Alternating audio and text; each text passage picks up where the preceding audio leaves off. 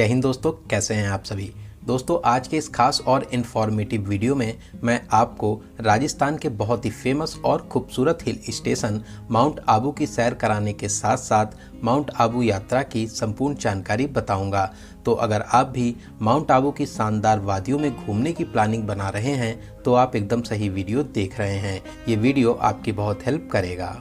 इस वीडियो में बात करेंगे आप यहाँ तक कैसे पहुँचेंगे, रुकने के लिए होटल कहाँ पर लेना चाहिए, घूमने का सही तरीका क्या है, यहाँ पर घूमने के प्रमुख स्थान कौन से हैं, खाने पीने की कैसी व्यवस्था है और वीडियो के लास्ट में बात करेंगे संपूर्ण बजट की।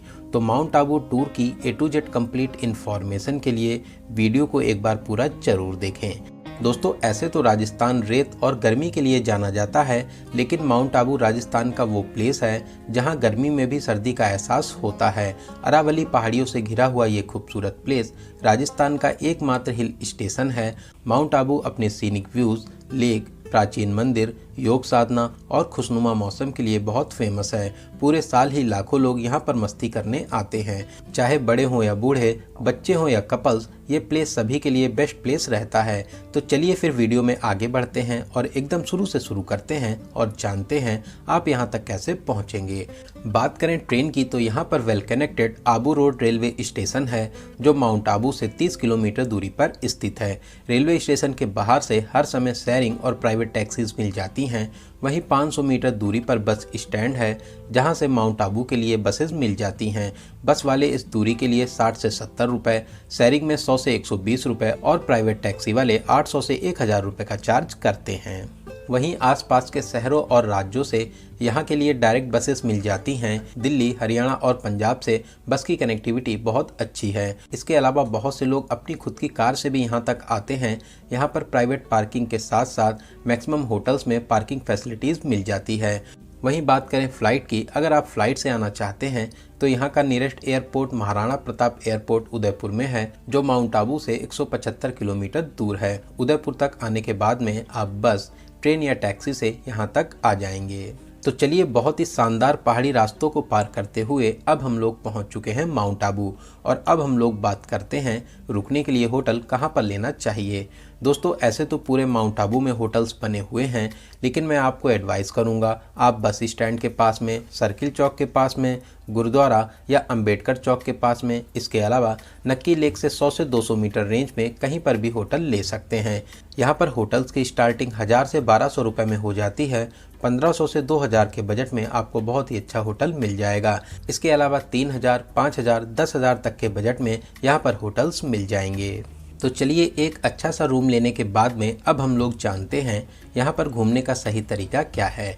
दोस्तों यहाँ पर कुछ प्लेसेस 1 से 2 किलोमीटर रेंज में हैं जिन्हें आप पैदल टहल के कवर कर सकते हैं और कुछ प्लेसेस 15 से 20 किलोमीटर दूरी पर स्थित हैं। तो सबसे अच्छा रहता है यहाँ पर आप रेंटल स्कूटी ले लीजिए।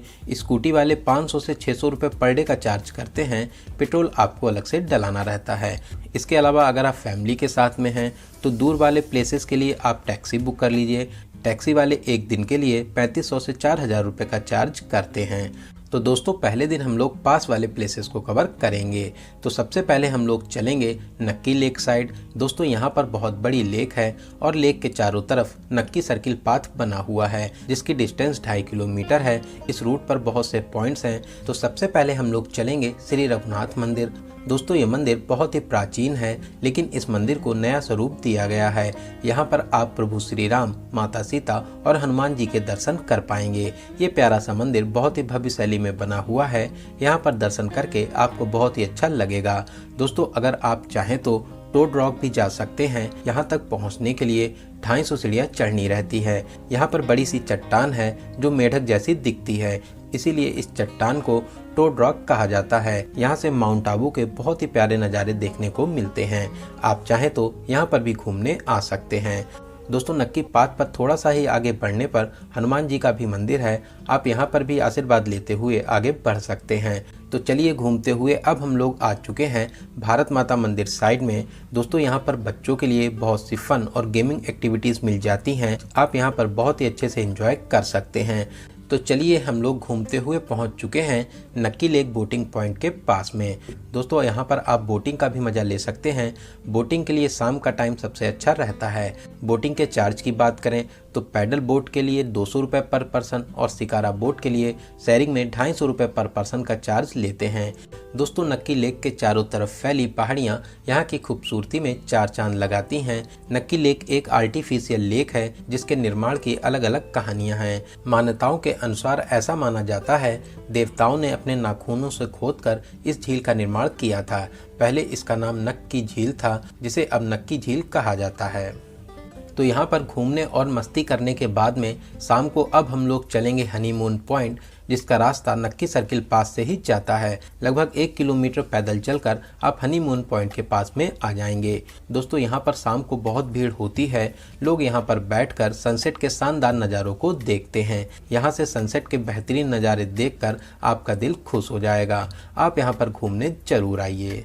तो दोस्तों इन सभी प्लेसेस को कवर करने के बाद में शाम को आप नक्की झील के पास में खाना पीना भी कर सकते हैं। यहाँ पर आपको छोटे बड़े हर तरह के रेस्टोरेंट मिल जाएंगे जहाँ पर आप अच्छे से खाना पीना कर सकते हैं। तो चलिए रात में हम लोग अपने होटल में आराम करेंगे और अगले दिन हम लोग चलेंगे उन प्लेसेस पर जो यहाँ से लगभग 15 से 20 किलोमीटर दूरी पर स्थित हैं। तो अगले दिन सबसे पहले चलेंगे यूनिवर्सल पीस हॉल जो नक्की लेक से 1 किलोमीटर दूरी पर स्थित है। दोस्तों ये भवन विश्व प्रसिद्ध ब्रह्मा कुमारीज का इंटरनेशनल हेडक्वार्टर है जो आध्यात्मिक शिक्षा, ध्यान, योग और शांति के लिए जाना जाता है। ऐसे तो माउंट आबू में और भी बहुत से ब्रह्मा कुमारीज के केंद्र बने हुए हैं। यहाँ पर आध्यात्मिक और सांस्कृतिक कार्यक्रम होते हैं। देश और विदेश से लाखों लोग यहाँ पर शामिल होने आते हैं। तो आप भी यहाँ पर जरूर आएं। यहाँ पर आपको बहुत ही शांति का अनुभव होगा। तो चलिए यहाँ पर घूमने के बाद में अब हम लोग चलेंगे अर्बुदा देवी अधर माता मंदिर जो यहाँ से कुछ ही दूरी पर स्थित है। दोस्तों ये अलौकिक मंदिर माउंट आबू का सबसे पवित्र स्थान है। माउंट आबू का नाम माता अर्बुदा देवी के नाम पर ही पड़ा है। ये स्थान माता रानी के कात्यायनी रूप को समर्पित है। ये दिव्य स्थान माता रानी के 51 शक्तिपीठों में से एक है। यहाँ पर 200 से ज्यादा सीढ़ियाँ चढ़कर आप मंदिर के पास तक पहुँच सकते हैं। दोस्तों मंदिर के अंदर मोबाइल फोन और कैमरा ले जाना मना है। यहाँ पर माता रानी गुफा के अंदर विराजमान है। आप गुफा के अंदर जाकर दर्शन करके आशीर्वाद प्राप्त कर सकते हैं।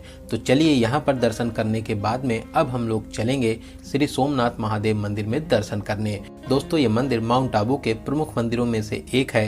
यहाँ पर आप पूरे सिख परिवार के दर्शन कर पाएंगे। साथ ही साथ मंदिर में और भी बहुत से देवी देवता विराजमान हैं।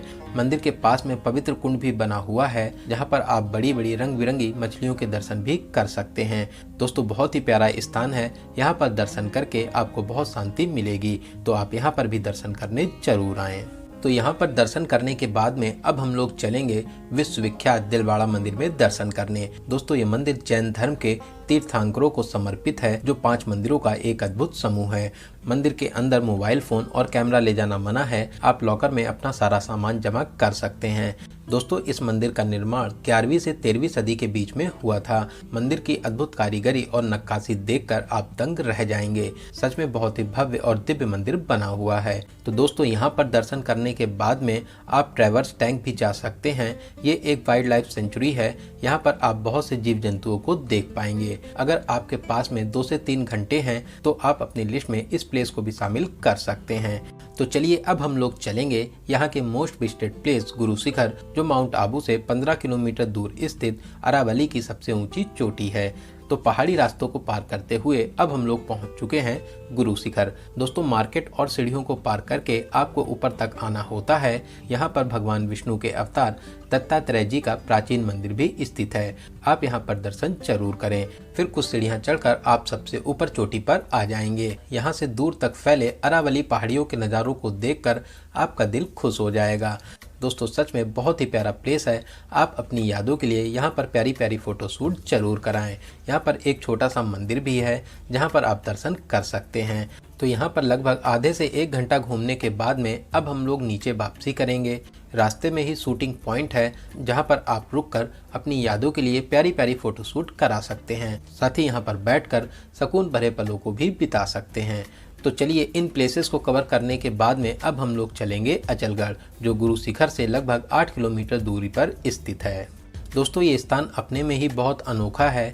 यहाँ पर बहुत ही प्राचीन अचलेश्वर महादेव जी का मंदिर है जो सभी मंदिरों से अलग है, क्योंकि इस मंदिर में भगवान शिव के अंगूठे की पूजा होती है। यहाँ पर एक छोटा सा कुंड है, लेकिन ये कितना गहरा है ये कोई नहीं जानता। दोस्तों आप इस अलौकिक मंदिर में दर्शन कर आशीर्वाद प्राप्त कर सकते हैं। इसके अलावा मंदिर परिसर में और भी बहुत से प्राचीन मंदिर है, वहाँ पर भी आप दर्शन जरूर करें। दोस्तों अचलगढ़ में किला भी है जिसका निर्माण परमार वंश के राजाओं के द्वारा किया गया था, लेकिन अब ये किला खंडहर के रूप में बदल चुका है। तो इन सभी प्लेसेस पर घूमने और दर्शन करने के बाद में माउंट आबू वापस आ जाएंगे और अब हम लोग चलेंगे शंकर मठ, जो लक्की लेक से लगभग 1 किलोमीटर दूरी पर स्थित है। दोस्तों ये दिव्य मंदिर शिवलिंग के आकार में बना हुआ है। मंदिर के अंदर 9.5 फीट ऊंची विशालकाय शिवलिंग भी स्थापित है, जिसका वजन लगभग 27 टन है। इस मंदिर की स्थापना 1977 में श्री महिषानंद गिरी जी महाराज द्वारा की गई थी। मंदिर परिसर में बहुत ज्यादा साफ सफाई रहती है, साथ ही पौधों से मंदिर को बहुत ही अच्छे तरीके से सजाया गया है। आप यहाँ पर बैठकर ध्यान साधना भी कर सकते हैं। दोस्तों इन सभी प्लेसेस में दर्शन और घूमने के अलावा आप ज्ञान सरोवर, नीलकंठ महादेव, पीस पार्क, गौमुख माता मंदिर और रोज गार्डन भी जा सकते हैं। इसके अलावा भी माउंट आबू में और भी छोटे बड़े प्लेसेस हैं, आप अपने टूर प्लान के हिसाब से उनको कवर कर सकते हैं। तो चलिए दोस्तों अब हम लोग बात करते हैं यहाँ पर आने का सबसे अच्छा समय कौन सा रहता है। दोस्तों ऐसे तो आप पूरे साल कभी भी यहाँ पर घूमने आ सकते हैं, पूरे साल ही टूरिस्ट यहाँ पर घूमने आते हैं। पीक सीजन की बात करें तो मार्च से जून तक का समय पीक सीजन रहता है। बात करें आपको कितने दिनों का टूर प्लान बनाना चाहिए, दोस्तों आप कम से कम यहाँ पर 2 डेज 1 नाइट का प्लान जरूर बनाएं।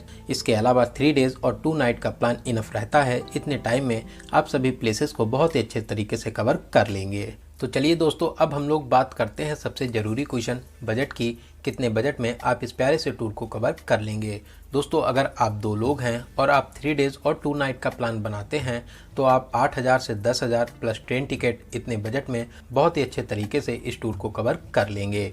तो दोस्तों यहाँ पर मैंने आपको माउंट आबू टूर से रिलेटेड हर एक छोटी बड़ी जानकारी को बहुत ही अच्छे और सही से देने की पूरी कोशिश की है। अगर फिर भी आपके कोई क्वेश्चन रह जाते हैं तो आप कमेंट के माध्यम से पूछ सकते हैं। दोस्तों आपको ये वीडियो कैसा लगा और आप इस वीडियो को कहाँ से देख रहे हैं कमेंट बॉक्स में ज़रूर बताइएगा। अगर वीडियो की जानकारी हेल्पफुल लगी हो तो अपने एक लाइक से हमें मोटिवेट जरूर करें, साथ ही साथ अपने सभी फ्रेंड्स में ज़रूर से ज़रूर शेयर करें।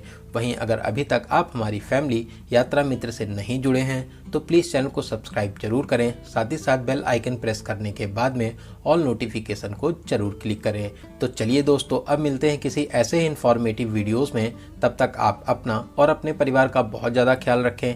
आपकी यात्रा सफल, सुगम और मंगलमय हो। जय हिंद, जय भारत।